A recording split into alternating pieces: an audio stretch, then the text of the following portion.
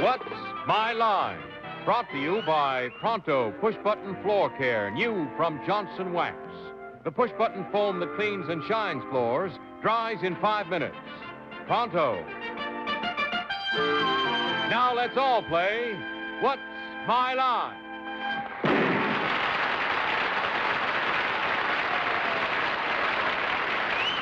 Now let's meet our What's My Line panel. First, the delightful star of stage and television, Arlene Francis.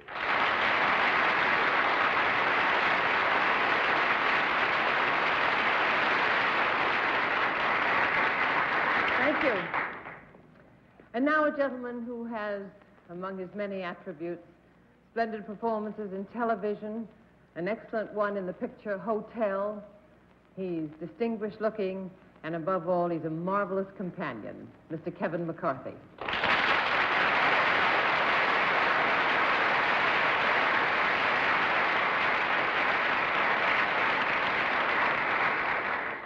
Now, the lady on my left is known in private life as Mrs. Adolph Green, but to her many admirers, a host of admirers, in the world of theater and television, she is Phyllis Newman.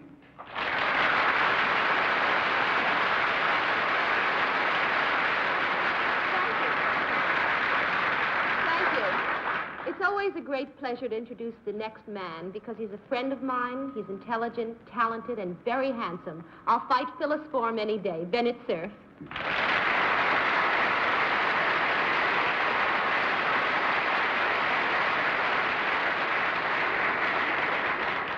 What's this stuff about a perfect companion?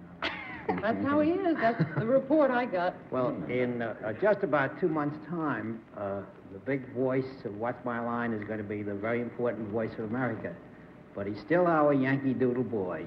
And while we have him, I'm still pleased to introduce John Charles Daly.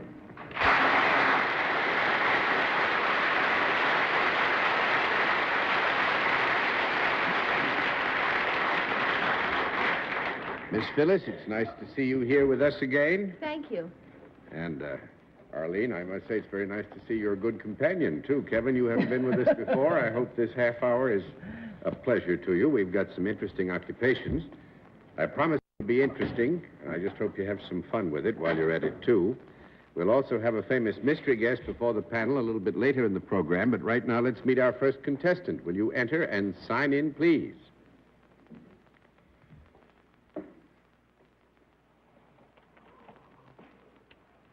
Corky? Corky Carroll, right, sir?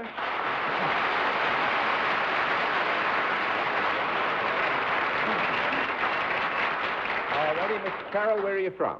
I'm from Laguna, California. Laguna, California. That's south of... around Los Angeles? South of Los Angeles. South of Los Angeles. Nice to have you here, Mr. Carroll. May I present the panel? Will you join me over here now, please, sir? And we'll let the audience in the theater and the audience at home know exactly what your line is.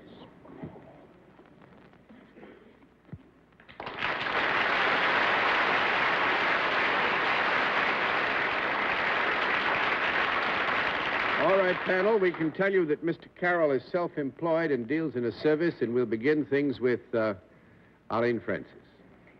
Well, thank you. Mr. Carroll, Laguna's a particularly beautiful place with a lovely beach. Do you work out of doors? Sometimes. And when you do work out of doors, are you on or near a beach? Yes. Does instruction have anything whatsoever to do in your work? A part of the time. Does surfing have anything to do with your work? Yes. Except for Bennett. You are a surfer yourself? Yes.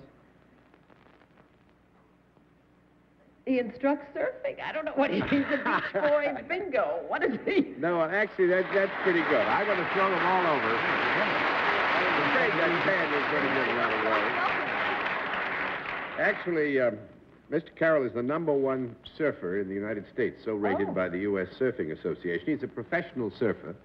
Actually, as I think he would explain it himself, very much as a jockey will pick a certain horse to ride or is picked to ride a certain horse. Mr. Carroll rides a definite surfboard made by Hobie Surfboard. the Hobie Surfboard Company, and he gives instructions in surfing, and he also endorses things, and he's got a very good business going, and he's, you don't mind my saying, he's 19 years old and way ahead of most people at that time. This surfing fascinates me mostly out of something I've seen on television, which I'm sure a lot of you have seen, which is a Hawaiian surfing area where the waves seem to be 15, 18 feet high. Now, is this just something that the camera does, or do you surf? No, they're really that big or bigger. They really are big. And what would happen to an amateur who tried one of those 18 Most likely footers? drown. Most likely drown. John, why don't you find out for yourself, John? Well, actually, I've been making all these inquiries with the hope I could get you to Hawaii. Surf-a-tid, you know how it is. And I've had a lot of letters over the years saying, why don't you say to Bennett you're surf-a-tid? And I can say it tonight. I have an excuse for it. What an amateur starts, what size wave should an amateur start with? A foot? The smallest ones you can find. The smallest ones you can find. Well, I've tried it in the bathtub, but there isn't enough room. You know, the skis get it, not skis, but the board get in my way. Well, I must say, congratulations on the high estate in your skillful field that you've already attained, and hope you have lots of luck. And I'm sorry we didn't give more trouble. You just look too healthy, that's all. Thanks very much.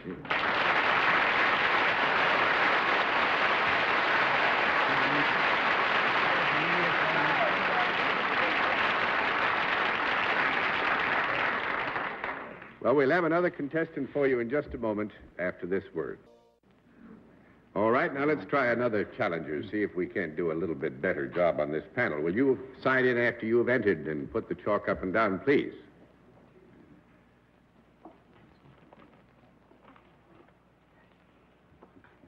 Barb or Barbara Groom, right?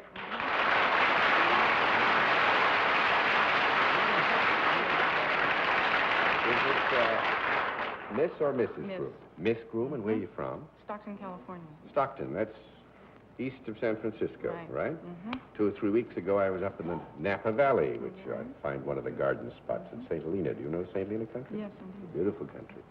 Well, now, I would like to present the panel, if I may, Miss Groom.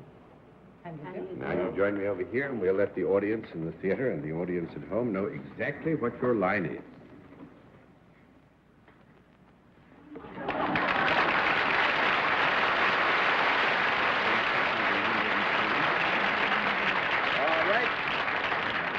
Panel, we'll tell you that Miss Groom is self-employed and deals in a product, and we'll begin things with Bennett Cerf. Miss Groom, I believe the College of the Pacific is in Stockton, is it not? Yes, that's right. May I assume you have nothing whatever to do with that college? No, I don't. Do you have anything whatever to do with animals? Yes. Ooh, How do you like that? good.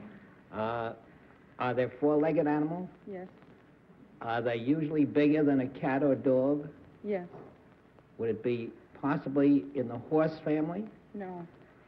I would say bigger than a cat or dog, since dogs do run from St. Bernards all the way down to Chihuahuas. We would give you a qualified answer on that. That would make it 1 down and 9 to go, Miss Francis. You mean by that it might be smaller than a Great Dane? Is that you have to? Well, qualify that. the size of the dog is such a wide spread, you know.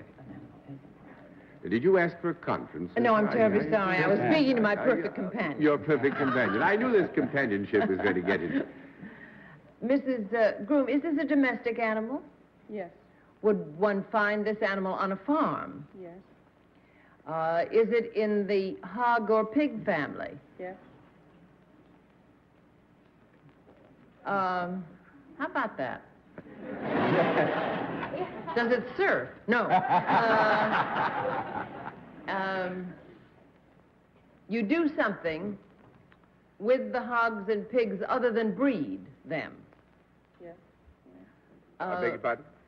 What did you say? I said, do you do something about these hogs and pigs other than breed them? No, she breeds them is what you're going to tell me, right? That is exactly right, yes. That should make it 2 down and drive home. That's I don't know where to go.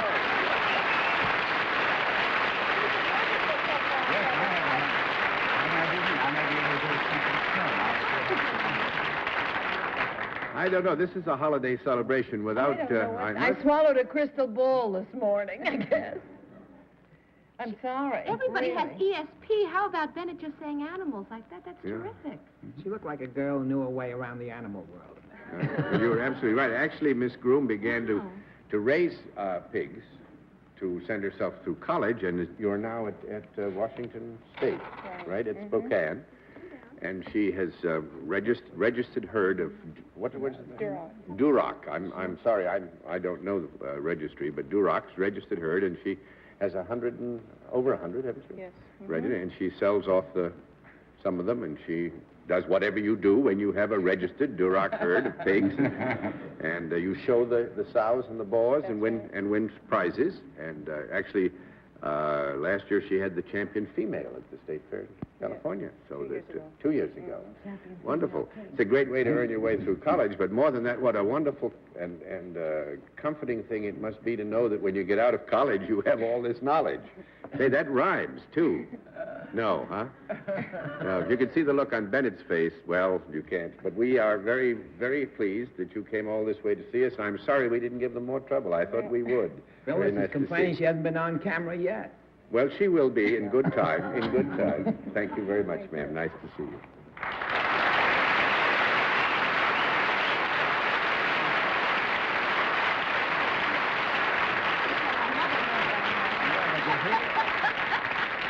At this point, I think with things the way they're going, I ought to recite something, you know, like the boy who eats the peanuts. But we'll meet tonight's mystery guest in just a moment. First, this mystery. And now the special feature of our program, the appearance of our mystery challenger, for which, as everybody knows, the members of the panel are blindfolded. Are all the blindfolds in place, panel? Yes. Indeed. Good. Will you enter mystery challenger and sign in, please?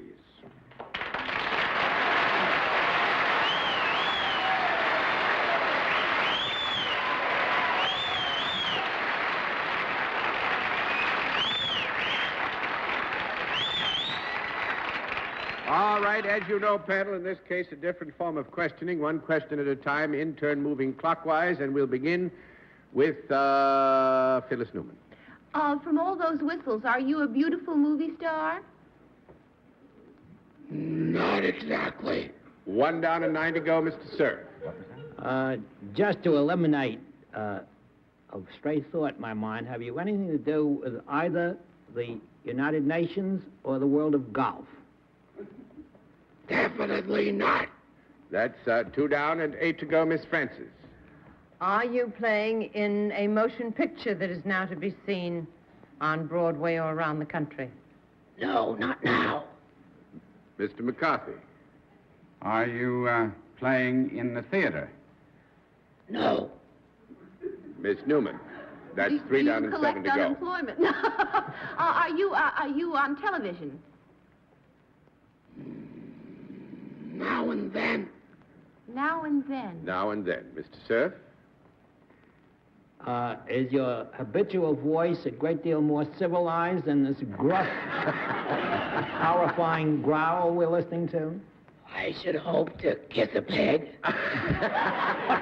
Raised in California, we might add. Hope to kiss a pig raised in California. Miss Francis? He ought to meet Mrs. Groom. She has some. Yeah. That was Miss Groom, wasn't Miss it? Groom, Miss yes. Groom. She had some pigs. Well, although you are not appearing at the present time on Broadway, are you nevertheless an actor? Now and then. Mr. McCarthy? Now and then. Are you also a singer? Now and then. Miss Oh, Newman? I know. Are you a portly man? Heck no. 4 down and 6 to go, Mr. Cerf. Have you ever met a member of this panel socially? Yes. Now and then? Miss Francis? Are you a comedian? How then? You are tonight. Sometimes, Mr. McCarthy. Is your name Sherman? That's $5 and $5 to go, Miss Newman. Let's get what you look like. Are you tall and slender? If you're not portly. No, not really. We'll give you yes and no on that one, because in the context it might be considered tall and slender, depending on the context. Mr. Cerf? In a moment of madness, did you ever marry a member of this panel? What? Yes. Miss Francis? Oh, my dear. Oh, my... Well, I know it isn't Martin Gable. Kevin isn't married. It doesn't sound like Phyllis. I don't Has believe something to do with Phyllis Newman. Do you indeed have something terribly A nice lot to do with me. I got to throw all the cards I over. don't believe it. But Oh, the it's thing Phyllis and somebody. I mean, Yeah. it's Adolph and Betty. That's right.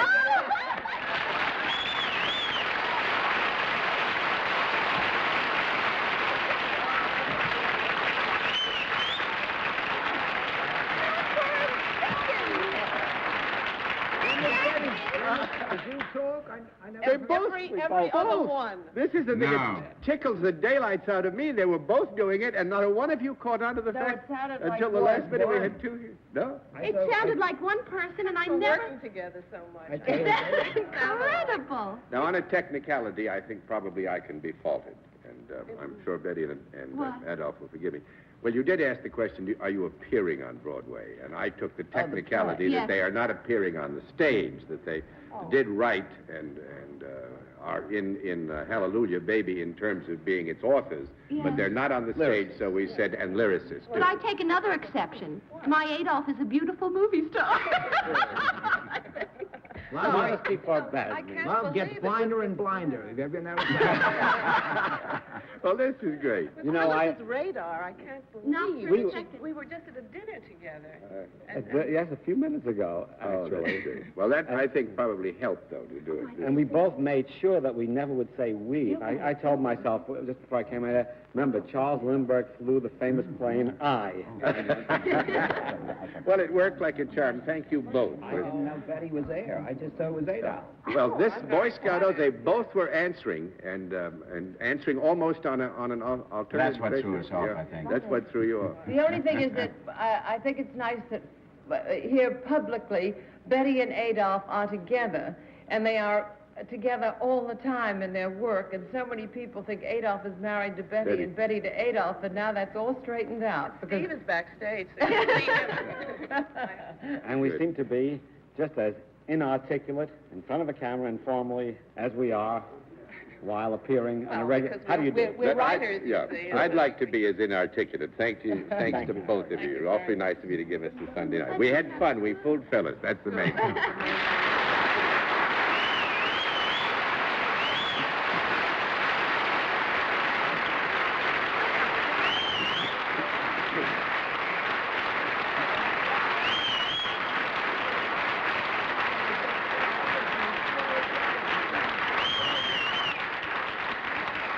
They're a most remarkable and talented pair, authors and lyricists. Bells are ringing on the town. Do, re, mi. Wonderful town singing in the rain. Wonderful town movie. singing in the rain. And now And Hallelujah Baby, yes. Yeah, just wonderful. Well, you've done, I'm afraid, better than I thought you would, panel, so I congratulate you. We'll have another contestant after this word. And now to meet a final contestant. Will you sign in after you have entered, please?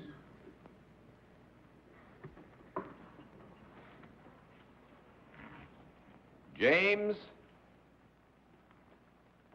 Sawguy, right, sir?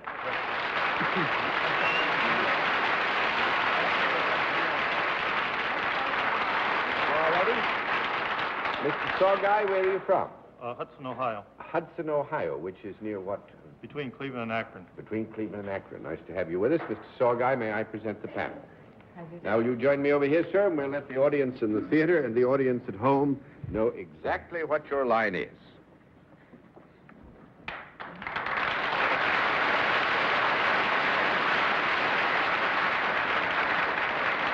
All right.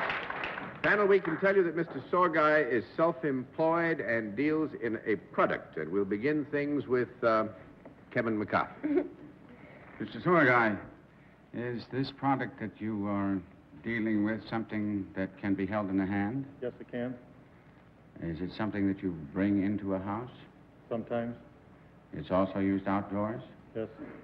Would this product be, let's say, something that can be held in one hand? Did I make that clear? Just one hand? Yes. Is this product used as a household utensil? No. No, that's 1 down and 9 to go. Phyllis. Could I use this product? Yes. Could I buy this product in a department store of some kind? No. I couldn't. In any kind of a large department store. Let me have a small conference. All right.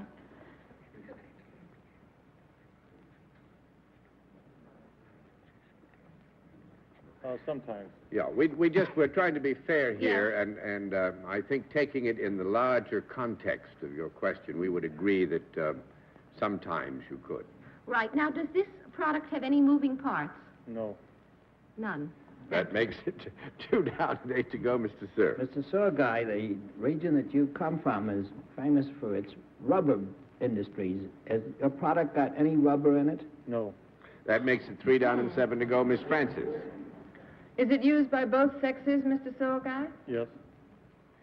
Is it useful rather than decorative? Yes. And Well, I would say that this is an area which is somewhat gray, and that we would consider that it could be both decorative and useful, but in very general terms.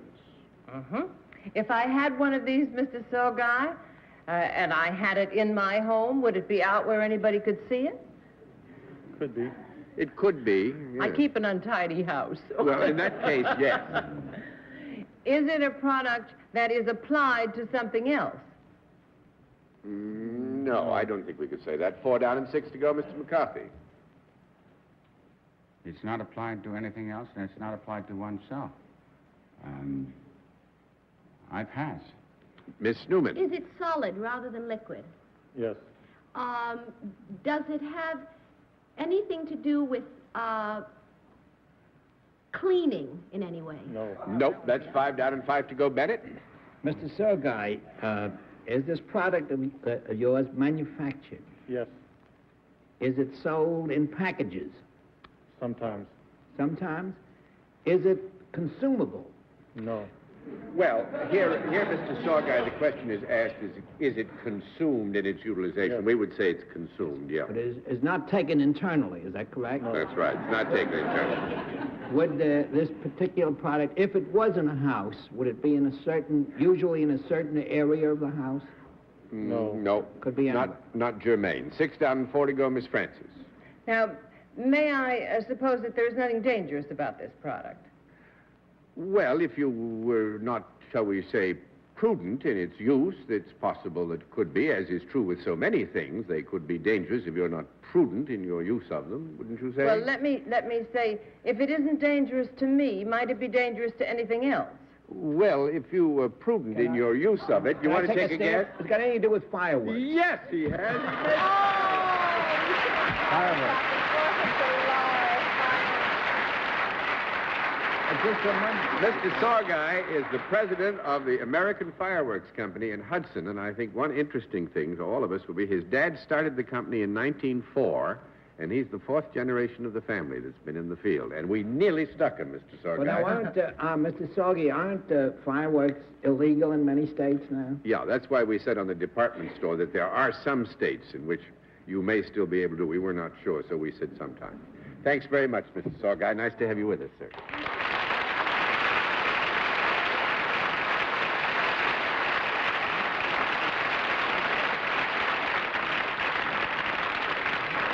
Phyllis, it's nice to have had you with us and to puzzle you with your good husband and Betty. And Kevin, I hope you enjoyed your first visit. We'll come back again. Wasn't it? And good night, Arlene. Good night, John, and good night, Kevin. It was lovely to have you with us. Thank you. Good night, Phyllis. Good night. Good night, Dennis. Good night. Good night, John. I hope you'll go surfing with me sometime. Oh, I'd love to go surfing with you. Guess why? And thanks to all of you for being with us on What's My Line. What's My Line is a CBS television network production in association with Mark Goodson and Bill Todman. Miss Frances Gahn is from Bonwood Teller. This is Hal Sims speaking. The preceding program was pre-recorded.